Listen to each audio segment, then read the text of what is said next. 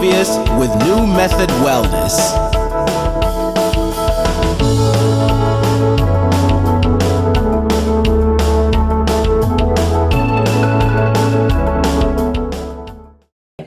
Hi, welcome to Stating the Obvious with New Method Wellness, where we talk about people in recovery and things that they've helped other people with.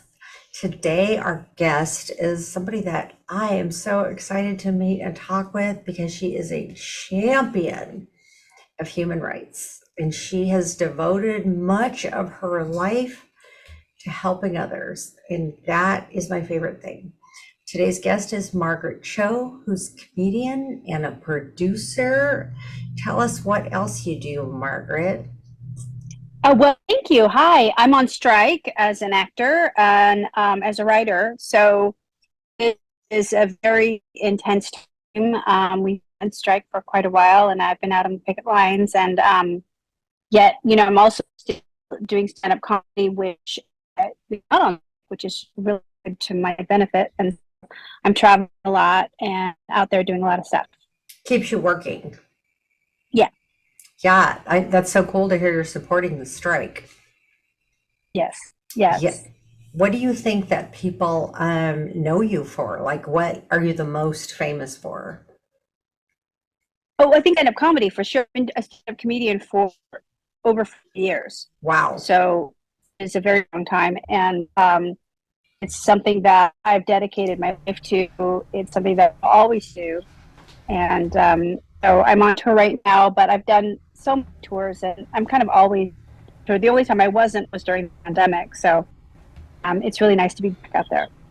Do you like it? I mean, do you feel like overwhelmed and tired? And what's it like being on the road?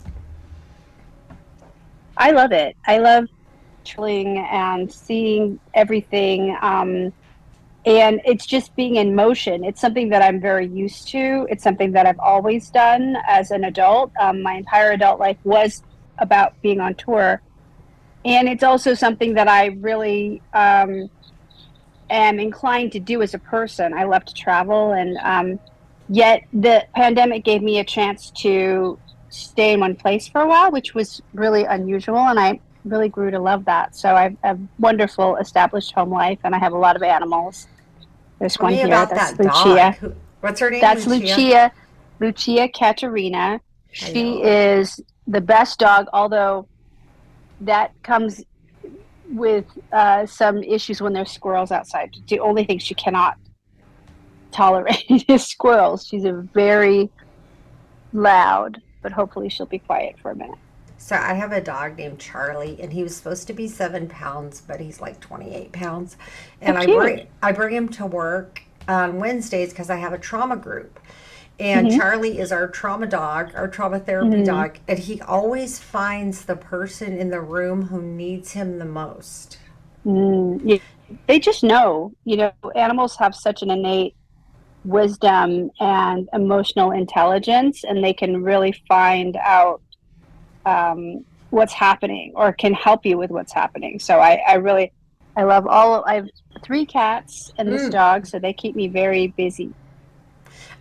Charlie, he like I said, he's very he's very intuitive to who needs him in the group. And we have this guy right now from Puerto Rico, and he calls him Carlitos, and he answers to it. I'm like, Charlie, how do you know your Spanish name? It's so So funny to cute. me. Yeah. I love it. That's great. So I know that you're a champion of helping lots of people, especially people who are from more oppressed groups. But what? Tell me about like helping recovering addicts and people with mental health issues. What's that like for you, and why are you passionate about it? Well, it's how I stay sober myself. It's like, when you are of service, what that's about isn't really about helping people. It's about helping yourself. So much of the disease of alcoholism is self-centeredness. We project outward our service only to benefit ourselves, really. That's what I look at it as. But I've had a long history of working with others in recovery, just help my own recovery, but also I've done a lot of work with the unhoused. I've done a lot of work in helping people in that capacity, which is completely outside too, and but also can extend to people who are recovering.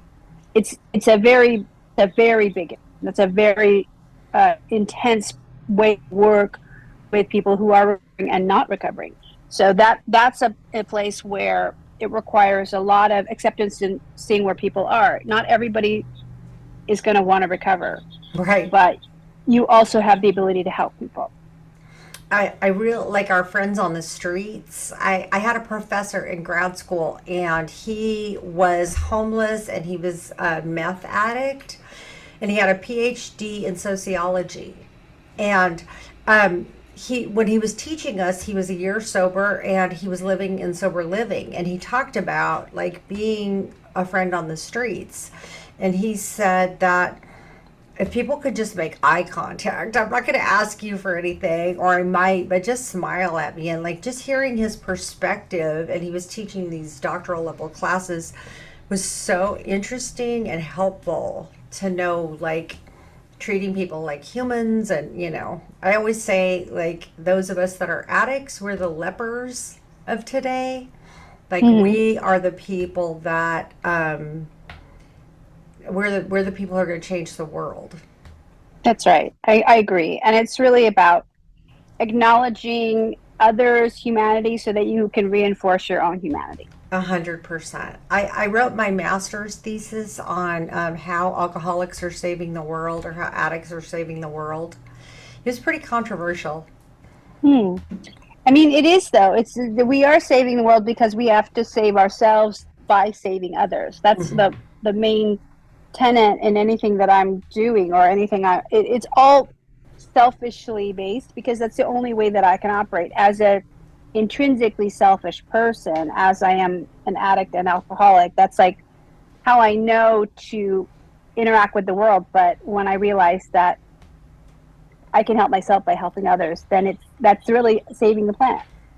So I have this thing that I do when I am uncomfortable in a social situation, especially like at a dinner party. I just go do the dishes. And Oh, I that's don't, great. Yeah. I didn't invent it. Somebody told me to Mm-hmm. do it when I felt anxious. And it's funny because no one hates the dish doer. And Yeah. people come up to me and they're like, "You're so kind and helpful." I'm like, "No, I'm not. I'm doing this so I don't like go off on somebody or storm out of here or be annoyed Yeah. or obnoxious. I'm just like trying to save my sanity right now." Yeah, that's great. Yeah, and that's in a nutshell, that really is, oh, let's just when you are of service, you can really benefit yourself so much. So yeah, I love it. Me too. Me too. What's your favorite thing? That's a funny segue. What's your favorite thing about recovery? Survive. That's like that I drink and use drugs. It's not conducive to life. It's not in support of life. It's not in any way sustainable. So when I can let that go and actually like live, and I've been in recovery off and on since 1996, so I have a Wow. long experience within the world of it, lots of different ways of it, and I found this way to be the most rewarding. I'm doing now. It helps me. It's the only way right now. I can't see it either way, but my favorite thing is that I'm alive and that I can see the joy in it. And I have a lot of great days, sometimes not so great, but for the most part, really wonderful. I think it's funny when people say, "Oh, my best day in sobriety is better than my, what is it? My worst day in sobriety is better than my best day drinking." And I go, "Not for me." Yeah. That's not Well, true for me. that's not exactly true for me, but I get the sentiment Right. because we put up with so much misery when we're drinking and using drugs in order to maintain the falsehood that drugs and alcohol are somehow doing us a favor. Right. Like so we'll put up with like it's like an abusive partner. We'll put up with so much because one aspect of it is good or there are aspects of it that we seem to think that we need. So we'll lie to protect that forever. I will. I don't know. I don't know. Like, I always ask myself, what do I have to say to myself to believe that those things are true? Hmm. Like, Hmm. how do I have to justify it and say that this is okay? I like, as a recovering addict, I'm so delusional about what's really going on around me. There's this, my friend always tells a story about this guy that he's talking in the meeting, and he said he's living in a dumpster, like literally in the dumpster. That's where he lives. And his dad shows up and he says, "Are you okay?" And he says, "Yeah, why? I'm fine. Why are you, what's your problem?" That's the delusion the level of what is your problem? You know, I, Right. I mean, you will put up with so much and really drown out whatever is unpleasant just to protect this island of what we think is sanity, which is the high, the drunk, or whatever, that oblivion. To protect that little island of oblivion, will just deal with whatever that is, whether that's being unhoused, whether that's being isolated from friends and family, whether that's living in a place that's just unlivable. correct, correct. Just, yeah, I'm willing to go to any lengths Yeah. to just keep this illusion going as long as I need to, because it's funny, I always say, like, nobody's known more pain than us, but we're Hmm. terrified of any kind of pain. I don't want to go through Right. any emotional pain of going sober. Like, we should be pros at it by now.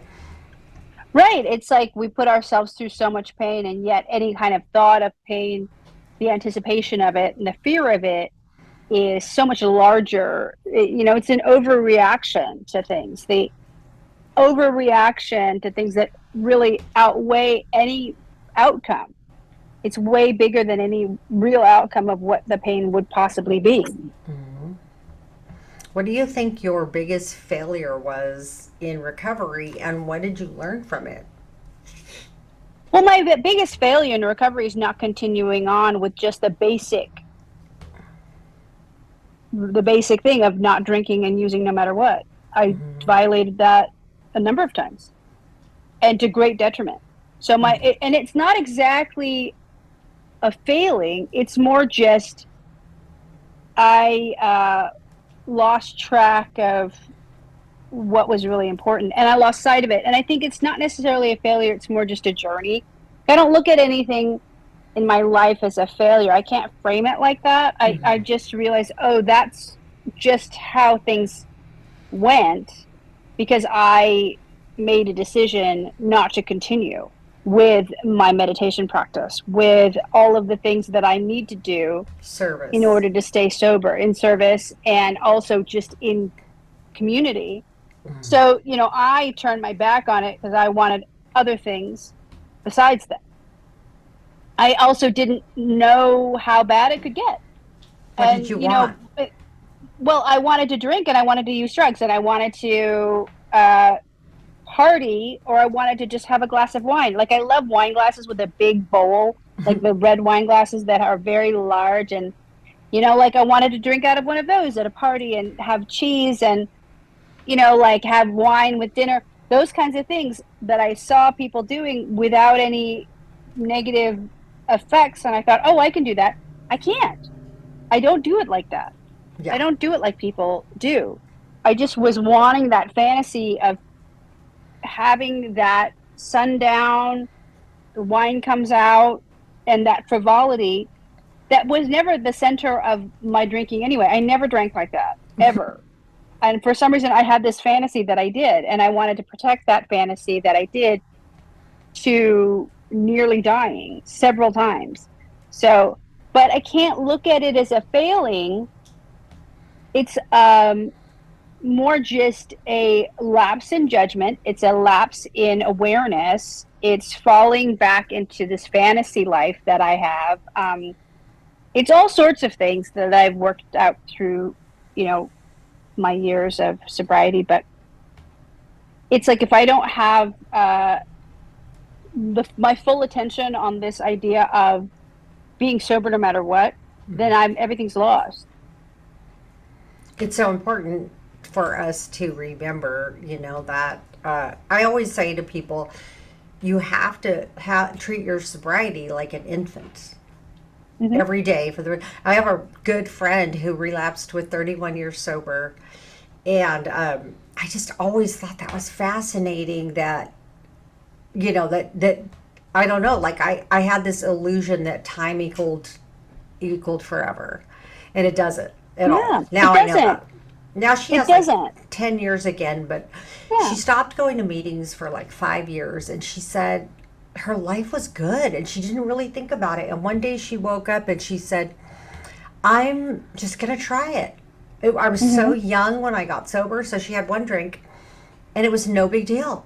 And she was like, this is Hmm. great. I don't know what my problem is. And the next day she had two drinks. And the third day she woke up in jail on the floor under a blanket. Well, I mean, no blanket, freezing.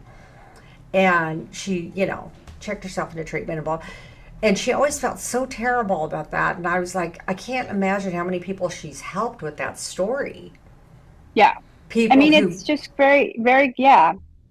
you People know, who think they can do it hmm and people with with a a lot of long time. time, who Hmm. think I'm cured. Right. But Hmm I think that maybe that it's like, yeah, just that fantasy of being cured, or that fantasy that we can drink like normal people, it persists. I always laugh because I say only alcoholics will try to convince you they can drink. You Right. know what I mean? Like my husband had a bad ski accident and he went to the brain surgeon and the brain surgeon said, "Don't drink for 6 months." And he goes, "Okay." And I go, "Don't you want a second opinion?" And he goes, "No, I just won't drink." And I go, "But like he said 6 months." And he goes, "Okay." Like me as an alcoholic, I'm like, "That doesn't make sense. You should talk to another doctor." He Right. Like just it's the most devastating thing that could like possibly happen. don't you think he needs a second opinion? And he just didn't drink for like 18 months. And the day it was 6 months, I was like, "Babe, your 6 months is up." And he goes, "For what?" I go, "You can Uh-huh. drink now." And he goes, "What are you talking about?" It's Right. just like so over focused, which It's so tells me interesting. that my brain works like an alcoholic, Like Yeah. if you're not an alcoholic and someone suggests to you drinking isn't working in your life, you'd be like, "Okay, Yeah, and then you would just give it up, yeah, right." and then it wouldn't be a big thing, or it wouldn't be anything. No, It's nothing. It's yeah. mostly nothing for people. So it's just, yeah, the fact that became so important for me, Hmm um, That was a telltale it sign. just, yeah. But Hmm I was born this way, so it's always been. It's if it's not alcohol, it's whatever it is. It's a fixation on something outside myself that I think is going to fix it. Whatever it is. Yeah. What's the best compliment you've received? I think it's really that I think that people always really compliment my energy and my outlook, and that they want to be around me because I'm very positive and I'm uplifting, but at the same time being irreverent, and like to making it look like it's cool, making it look like it's actually a good way to be. Mm. So I really appreciate that, because I think we can also be too strident in some of these things and really make it not fun. Mhm. Recovery can sometimes be a chore, and it doesn't Mhm. have to be. I think Mhm. it's like all I'm looking for is freedom, Mhm. Or like a and I really have punishment. I that. have people tell me like, Yeah, "Oh, now I'm just going to be horrible and bored my whole life." Like, well, I yeah, wouldn't do that. If it was more fun for me to be drinking and using, I would not be sober. right. Well, if it was freeing to drink and use drugs, then I would be doing that. But it Right. wasn't. It Right. was anything but that. It Right. was abject slavery. It was absolutely horrifying, like to not be free at all, because you were just like constantly looking for that next drink or that drug or whatever. It's just so the compliment that I often get, and it's usually if people are very impressed by my own outlook, and so I'm proud of that. Like looking for like how this is valuable to you. Positivity, and also in positivity, the toxic positivity. There's like a kind of positivity that's just like, oh, it's just everything is not that great. It's Yeah. really a true gratitude that I have. Yes. Like the true, the realness of that. I'm often complimented for. That's nice. Yeah. Apart from just like, did you see the Book of Mormon? No. Oh, it's so good. We just saw it for the first time. It's so incredible. But they do this little like song and dance where they go turn it off, like any bad Uh feelings, huh. It's so Uh huh. funny. Like it just Yeah. reminds me of kind of what you're talking about, this culture of turn it off, like don't Right. think about anything. And I do believe that part of recovery is gathering up all of our losses and grieving them. Yes, grieving them appropriately and also knowing what we've lost and understanding what we lost and really allowing for that pain to emerge, like kind of mourning that, which I think is viable and important. Yes, yes. And it's a step I wouldn't want to miss. Yeah. I think like the juxtaposition is we can grieve and be grateful in the same, the dialect, in the same Yes. hands. I can be grateful Yes. and I can grieve. Yeah. I agree. What's an insult that you've received that you're proud of? An insult is like, I think, you know, um, one guy that was I went to rehab. He owned the rehab that I went to, and he said, "Well, you're saying now, but you were really crazy." And I look back, and I was. When I first was in living in the facility and like getting sober there, I was really crazy. And that his acknowledgement that like it's a lot better now, and it's true. It's great. It's actually great to have seen my own progress and to remember there was a time where I really had a problem just being alive. I didn't know how to live, and it was like being a scared animal and uh reacting to things really over the top, but also just in the way that drugs and alcohol really scramble your brain. It was just so unbearable to survive that. So like to come out of that is really great, but I appreciate that he did say that, and it felt really authentic, and that it was like a market improvement. So I'm so grateful for that. Isn't it interesting how, like, sometimes people tell us stuff that is hard to hear, but it's so relieving? Yeah, it's wonderful. I'm like, I feel like as a psychologist, sometimes it's my job to say things that no one wants to say in the room. Like Yeah, this isn't working for you. You're in rehab, so don't tell me what works and what doesn't work. right. Yeah, it's really, but it's great to tell them, and sometimes nobody's going to tell them. Nobody's going to tell them. And like it's an honor to be able to say. I always say, like, I can't say it until I have enough money in the bank. Like once they trust me and they know that I'm here for their best interest, then I can say anything. Right, right. But it takes a minute, for people to be like, who are you? You don't know Of anything. course. you know. Okay. So, tell me about the three most influential people in your life and how they impacted you. I think, well, probably my mother, just because she is a constant in my life, and she's 86, and Wow. she's still really she's not as active as physically active, but she's still very like mentally active and very emotionally connected to my life and in my life. And so I really admire her and all that she's done, and never had a problem with alcohol and drugs or anything like that. That's Wow. like such a, but her father was a really bad alcoholic, and he never sought treatment. He died when he was in his early 50s. So he was younger than me when he passed away. Wow. So it didn't affect her, but she has a really a great understanding of the disease of alcoholism. And now, she's a really amazing person. And then the other person I is saw that you probably, posted her picture recently on social with my media. dog. Yeah. We were just there. We were just there the other day. So she loves Lucia. The other person is my best friend who died I'm of a sorry. drug overdose in 2018. Yeah, she was my sister, really my sister, and she was better than me in every way. She was more beautiful, funnier, had a better singing voice, was a better musician, was a better actor, was a better comedian, was a better artist. Always had a cuter boyfriend. Always had the better body, and now she's deader than me. Always, number one in everything.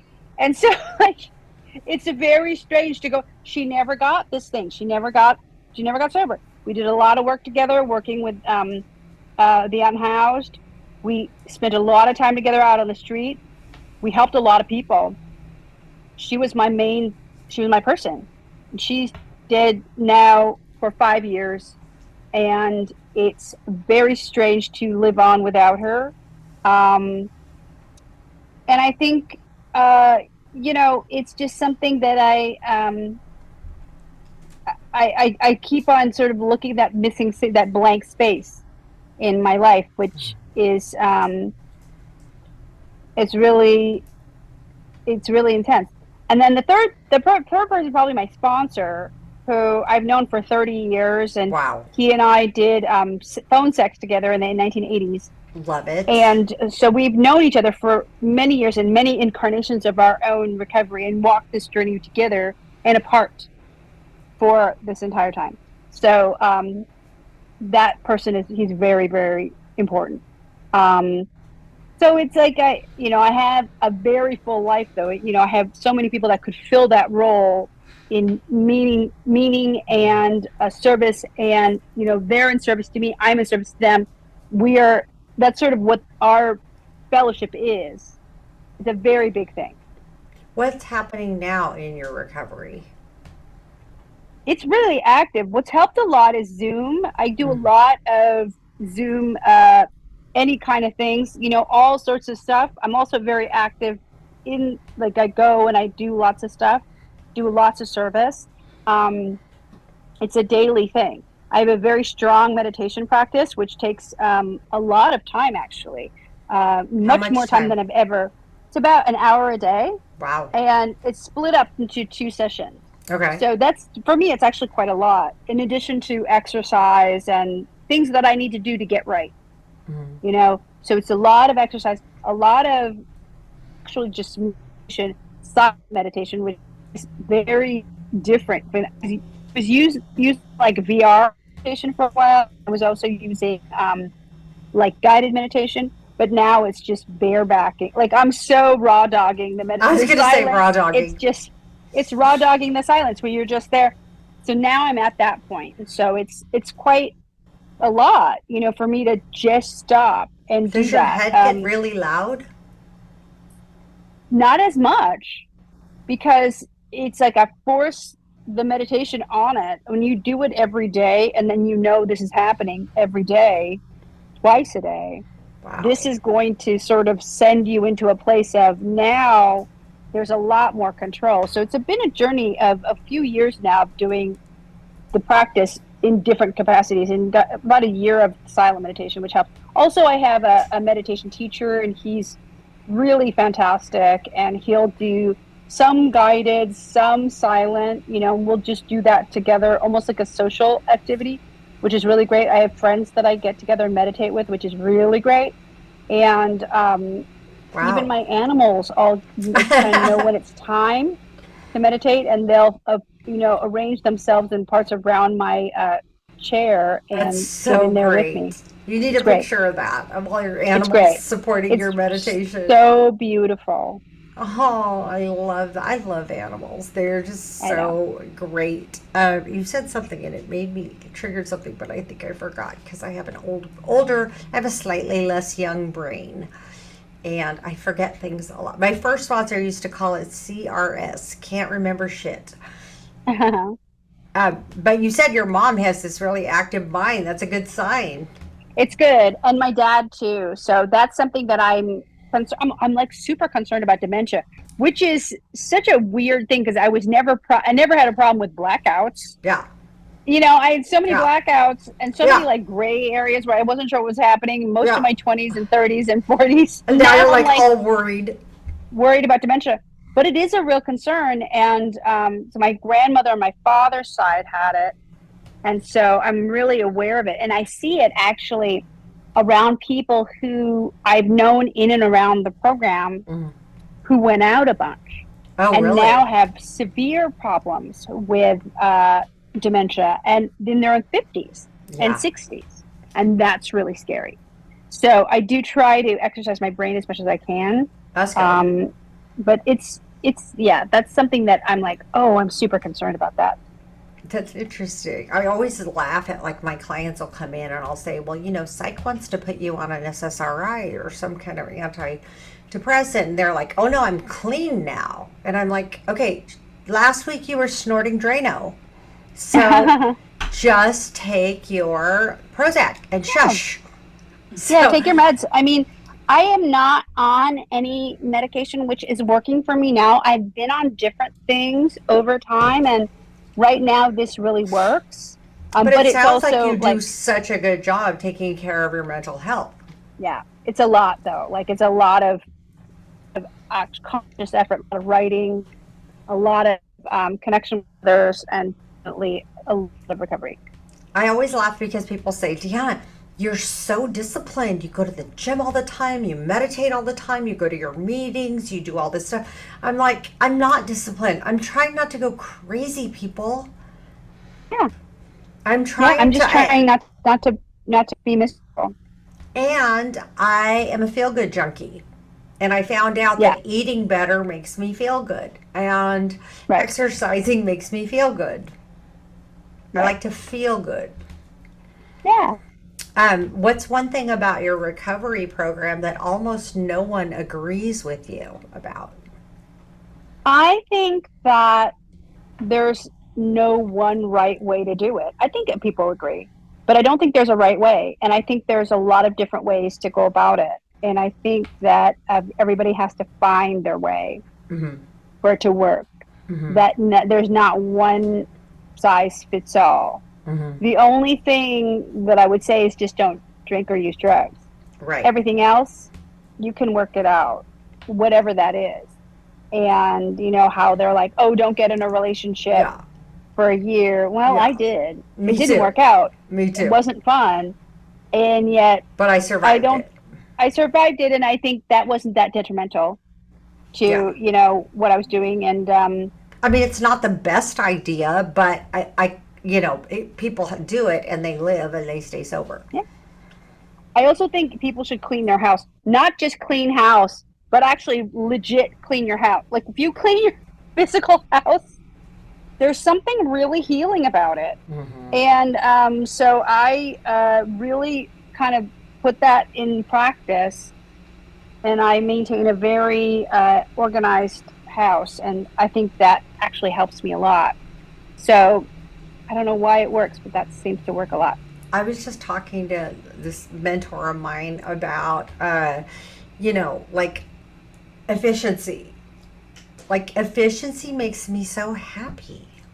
Hmm. It just, like a clean house, and I don't put stuff down, I put it away. I like it Yeah, just makes me happier. I spent my whole life just like throwing stuff, not doing that. And then in right. recovery, I found out this makes me so much happier. And I don't know if there's a pathology to it or not, but I like it. I do. I like it a lot. Mhm. What is one question that you wished I'd asked you, and how would you have answered?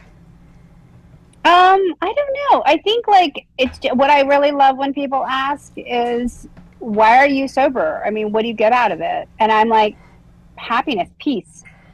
I'm so peaceful, which I could never have even imagined. I was such a turbulent person. Even in my earliest memories of being alive, there was always some kind of drama. And now I really feel peaceful and really ready for anything, which is a miracle. I have had some really unpleasant stuff go on, but it's also completely okay. Like everything I'm able to cope with. And I'm so grateful for that. Like a sense of like knowing it's going to be okay, that for me Yes, I never had before recovery. right. Like it's going, like in the worst moments of my recovery, knowing that it's going to get better and it's going Yeah, to be different. Maybe not better, but it'll be different, and I'll survive it'll be it. different. And I'll experience joy again. I will. Yes, That's one thing I've yes. learned in 34 years, that even in my hardest times, joy will happen again.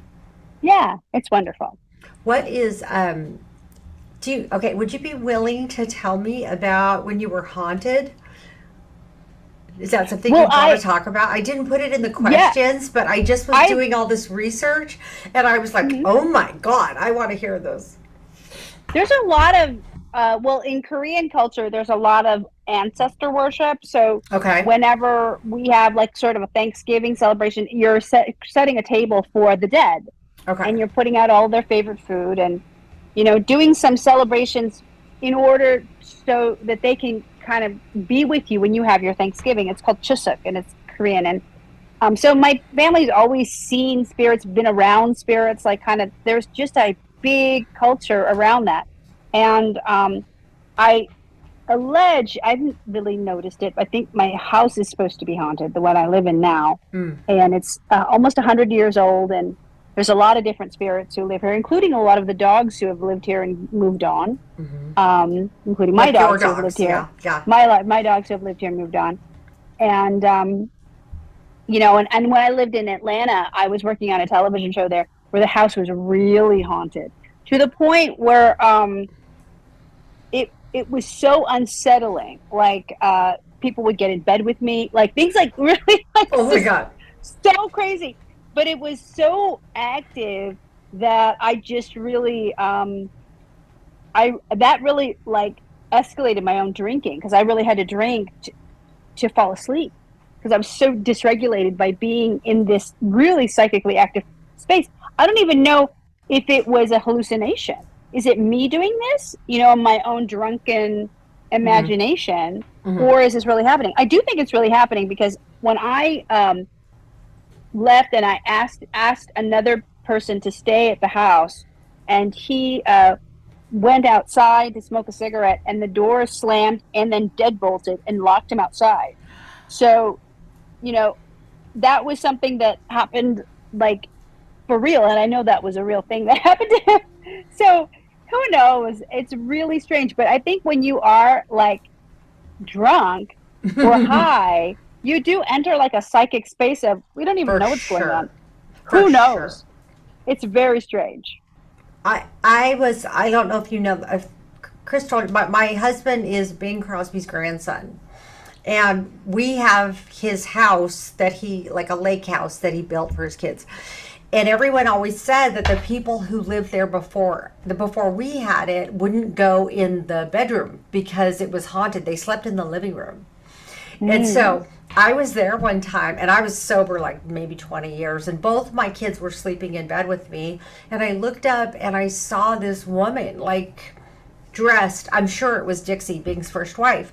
And she was, and I've never been more scared in my life. I mean, I almost wet my pants. I was so much terror.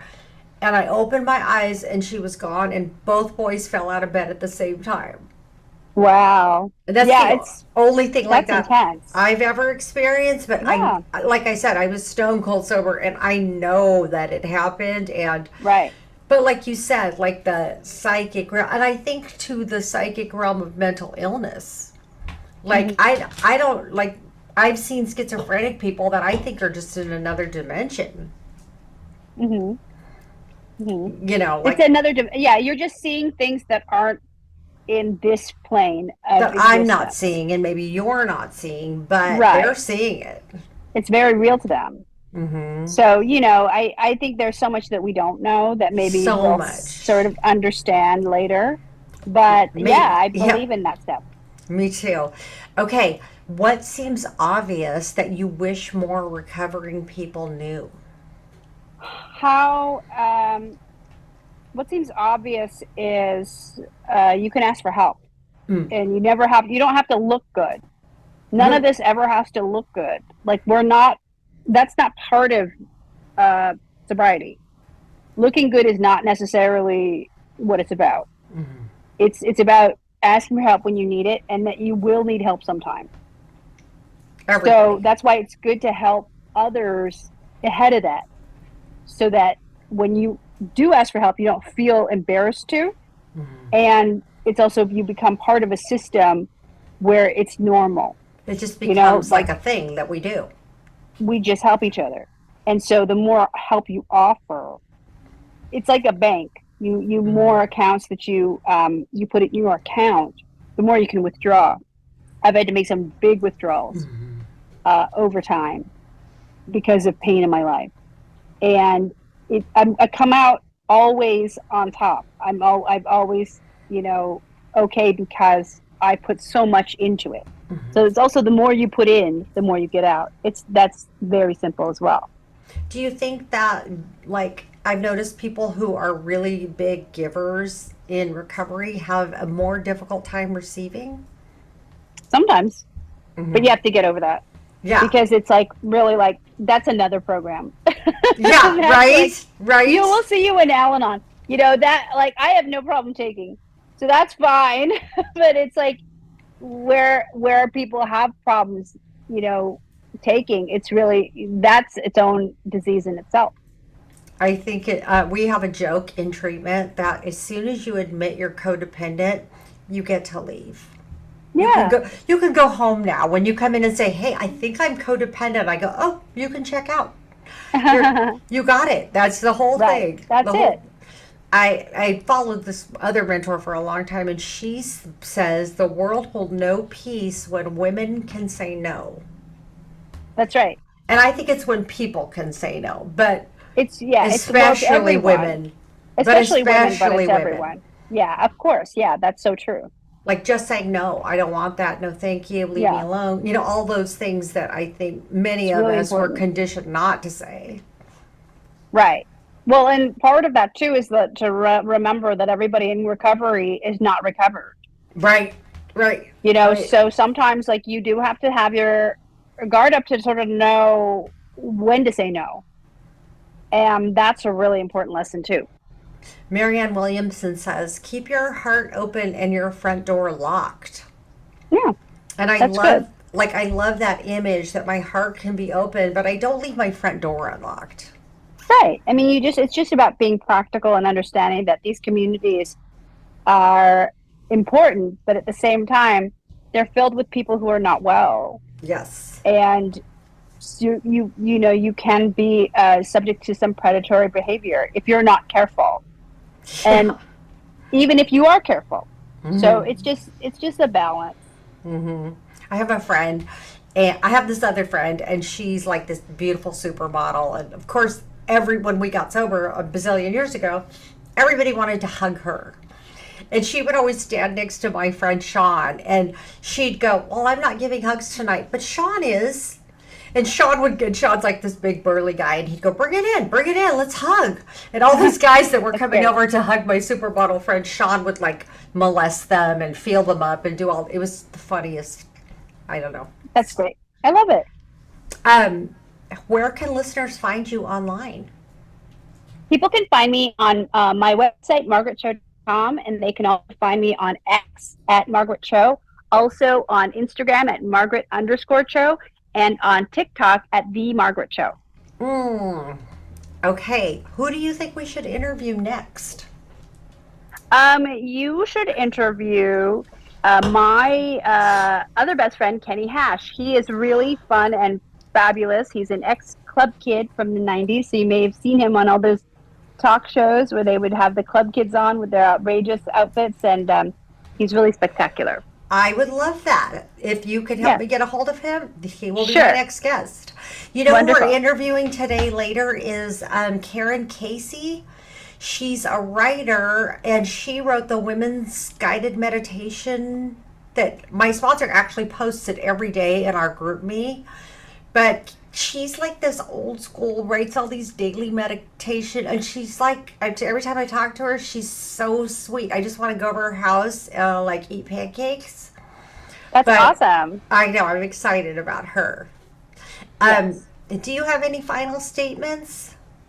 Well, Lucia wants to go for a walk. She knows when I'm going to give, like, When I give my social media handles, she knows that means the You're tasking almost is over done. and that I can take her out. She's smart. She's really smart. You know our mutual friend Chris that introduced us. Mm-hmm. Have you met his dogs? Oh, Okay. no. Okay, he has two Chihuahuas named Biggie and Smalls. Oh, cute. They're so cute. So cute. Well, thank you so much for your time. I Of appreciate course. it. And if you ever need anything from me, please hit me up. Thank you so much. Have a great time. Thank you. Bye.